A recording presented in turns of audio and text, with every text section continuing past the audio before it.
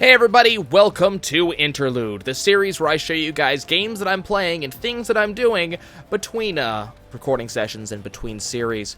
Today our Interlude is going to be on the game Final Fantasy XIV. Now you guys may be asking yourselves, Nye, why would you show us Final Fantasy XIV? It's an MMO, it's something a lot of people know. What's the point? Why would you do this? The reason I'm showing it off is, number one, I'm spending a lot of time with it. I originally played Final Fantasy XIV on its original Realm Reborn launch. So that's kind of like Final Fantasy XIV 2.0, the re-release after the initial release failed miserably. I played in the first month, during the free month.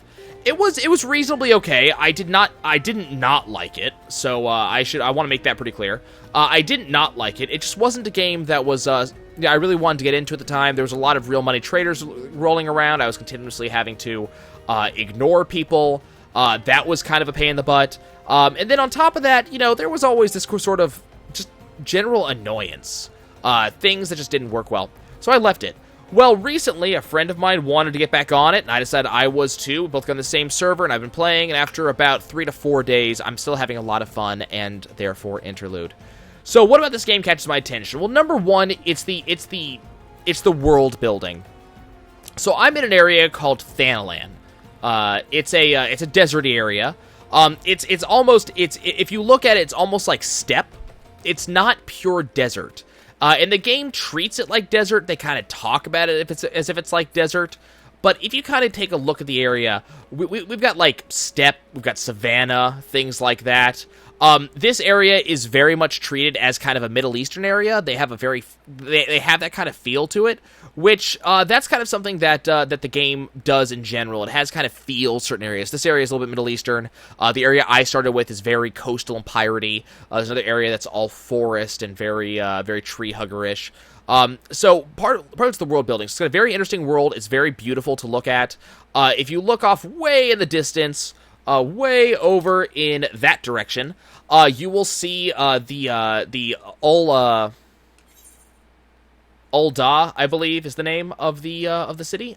Yes, Ul'dah. That's one of the cities. Very Middle Eastern. It's got lots of spires. It's got a lot of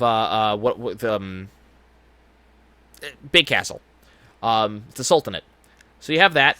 Very cool world building there. And then if you kind of look around, we got some interesting stuff going on. We got these little goats things that are running around, the Myotragus Nanny. You can see an outpost off in the distance there. But what really interests me is what I actually opened with. I haven't explored this area all that much. So this area's kind of new to me. We've got these weird little formations. You can kind of see them up here. This kind of weird, twisty, curly thing. I don't even know what that is yet, but it's so cool to look at. Not the most amazing skybox I've ever seen. Crap, I can't remember it now. There's another MMO I play, which is basically Monster Hunter. It had a lot of real big monsters. They called them BAMs. Badass monsters is literally what they were called.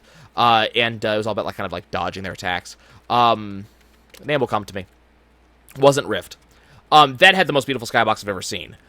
This is a pretty good skybox, but if you kind of look, we have this really big canyon here that just kind of exists, and, there's I think if we look far enough down, there's a river down, there's a waterfall that you can see off to the side.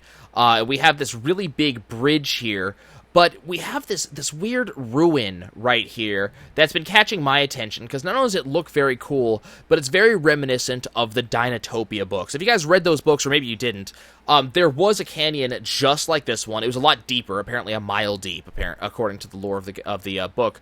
But there were statues just like this carved into the wall of the ancients, and kind of reminiscent of that. And the game does have a lot of callbacks, so the world building definitely has my attention. Also, the classes are kind of interesting. So I'm playing a class called the Arcanist. That's me right there. And the Arcanist is kind of like a pseudo-summoner. The only summon I get is Carbuncle, who you can see standing over there to my left. And that's my summon, and he just kind of does stuff for me. But I've got some kind of cool stuff. I do a little bit of debuffing, so I have a poison called Bio. I can prevent a guy from healing, stuff like that. And I can also fire off little magic missiles at him called Ruin. And that's about all I do. My big thing is Carbuncle, who goes and he kicks ass, takes names, is entirely overpowered, to be honest with you. But that's kind of all I do. But it's very simple to begin with, because my class will eventually evolve into a summoner, and all of a sudden I get to kick ass, take names, maybe chew bubblegum if things go that way.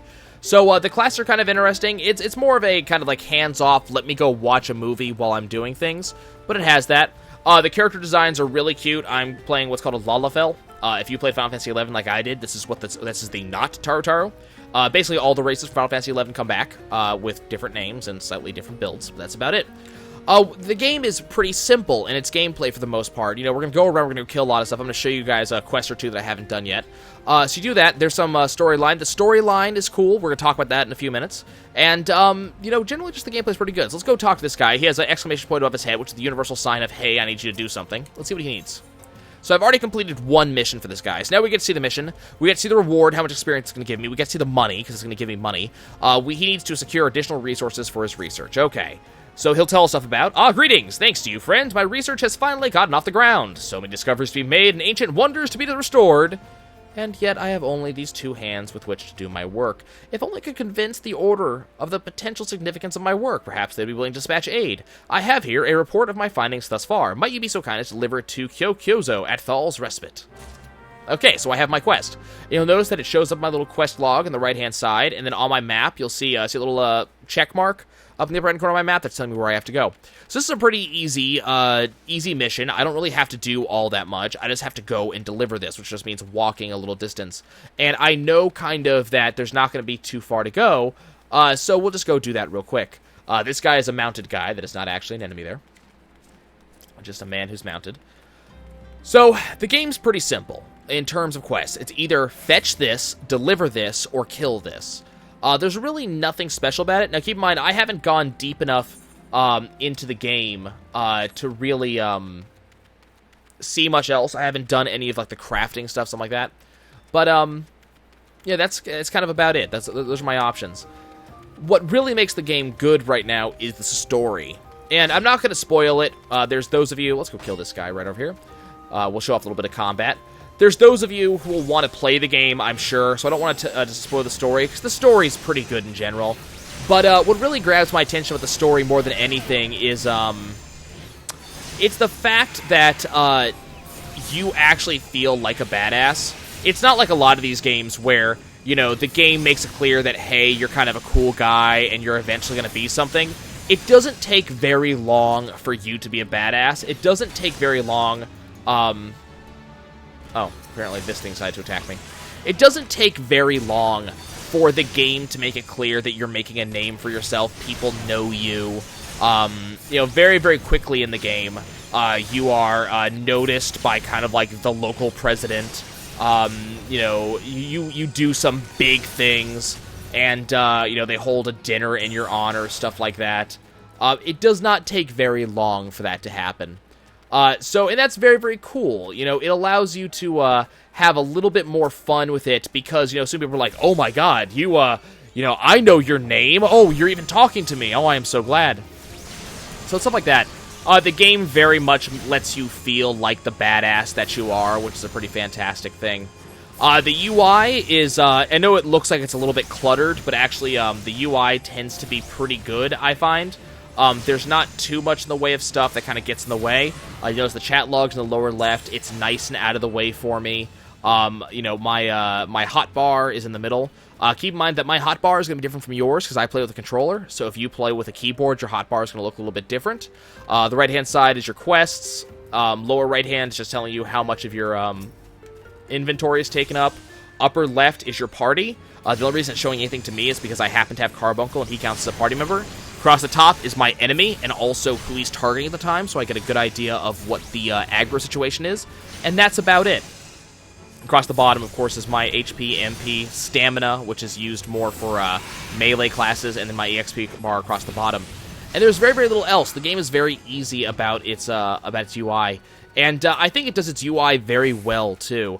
Not only does everything look clean, it's kind of out of the way where I don't need to be. Keep in mind, I'm playing on a smaller resolution than I typically play on to kind of lower the file size for you guys. But, you know, when I have it full screen, like I typically do, it looks really, really good. Everything looks beautiful. I can see everything, and the UI is not in the way. If you go into, like, the standard UI, we got this. This is your main menu. It's very easy to access. It's up, down. Pretty straightforward. There's stuff I haven't unlocked yet, so there's more stuff later. That's another thing that I like about the game is that it has a lot of depth to it. The game it has a lot of things that it does. So it kind of starts you off easy, and then it will go, hey, you also can craft. Oh, by the way, you're crafting already? Okay, you can travel.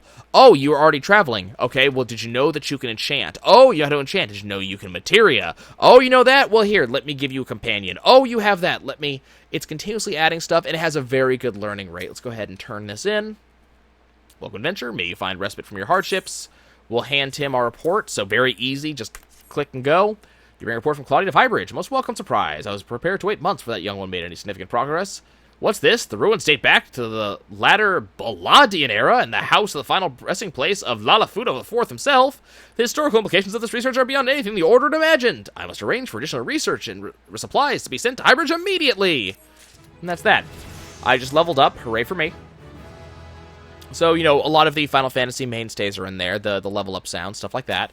What's he going to want? This guy needs us to slay creatures who are scaring away potential pilgrims at Thal's Respite. Okay, well, there's our kill quest. Adventurers, merchants, travelers, Thal's Respite is always open to those seeking a momentary reprieve from the hard edge of the road. In the past, we welcomed countless multitudes through these doors. Sadly, the growing presence of hostile beast tribes and savage creatures now deters many from making the pilgrimage. A shame, is it not? Perhaps you could come to our aid. The most fearsome local fauna is the axebeak. It's the stuff I've been killing anyways. Were you to thin the flock, say by 4 birds or so, I do believe these halls will be far more approachable. So it just gives me a go kill this many of this thing. But the numbers never tend to be an extremely high number.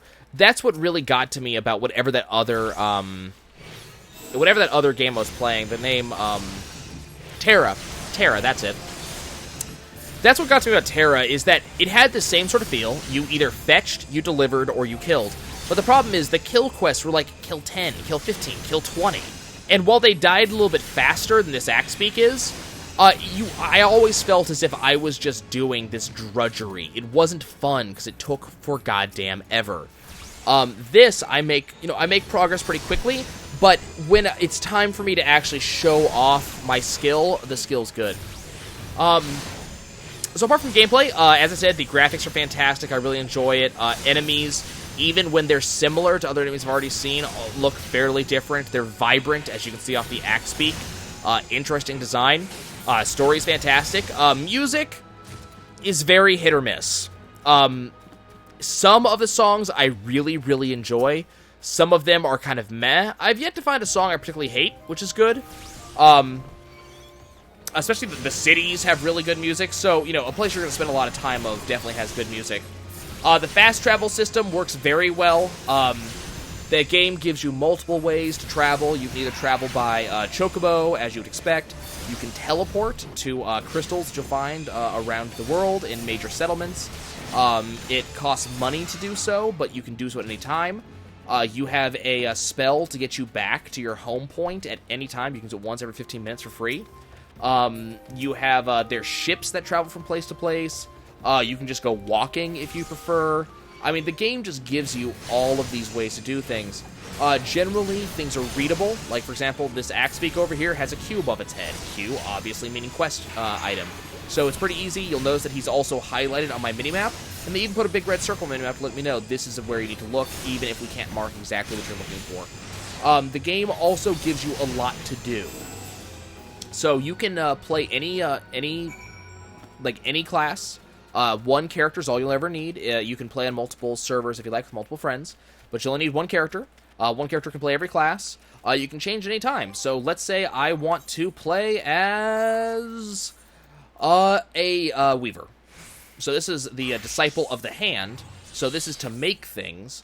So it's not really a combat class, but all I have to do is go in here, go to character, change my main weapon, and now I am a woodsman. Now a botanist. Okay, let's change again, and now I'm a pugilist. And just giving me some information here, because I haven't actually changed to botanist ever before. But the game makes it very easy for you to change. You can do whatever you want. And then once you change, the game also makes it very easy for you to really understand what you want to do. And then it gives you options. So if I go into my logs here, I have a hunting log. And this says if I kill X amount of this thing, I get a bonus EXP. Great. But also, in that same log, I have another log and this one is for the company that I'm in, and this gives me money through them that I get to unlock things. And then I have another log for fishing, and another log for gathering, another log for crafting. There's even a sightseeing log where they give you hints about something that exists somewhere in the world, and if you go find it, you get an even bigger reward. So there's rewards for everything. You can just go do whatever you want. That's why you saw me stop for those axe beaks earlier, is because I had a log for that. You have there's teleport, there's return right there. There's parties you can get, social. There's guilds and everything like that. The HUD is completely customizable. Key bindings, the works, it's all in here.